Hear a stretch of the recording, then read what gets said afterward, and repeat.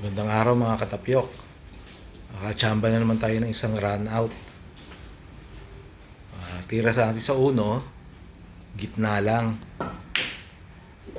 Para sa preparasyon palapit sa dos. Tapos ang tira natin sa dos ay kaliwa, ibabaw para may pectus papalapit sa tres. Nga lang medyo lumapit tayo masyado sa tres. Pero nasilip ni Katapyok na posible namang mahulog sa side. Nga lang sa tirang to, nadama yung 8, nahulog dito sa corner.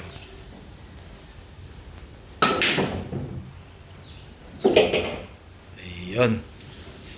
Medyo napaganda din ang positioning sa 4 para makalapit ang bola mano sa 5. Balitir natin dito, ibabaw lang. Naalalay. Malapit lang dun sa 5. Yan, tira natin sa 5 naman ay kanan ilalim na hindi kalakasan ng karga ng pectus para lang magkaroon ng angulo doon sa 6. Ayan, medyo maganda positioning natin sa 6.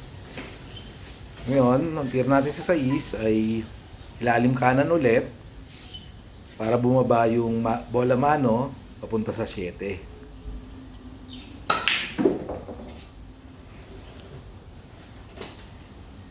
Medyo naganda rin ang positioning natin sa 7.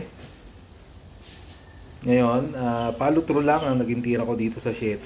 Ibabaw para lumapit lang yung bola mano papuntang 9. Ayun.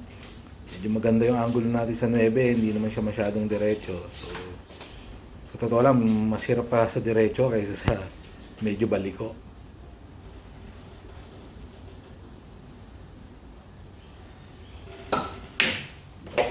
Yun, nadali natin ang 9. Hanggang sa muli ulit mga katapyok. Salamat!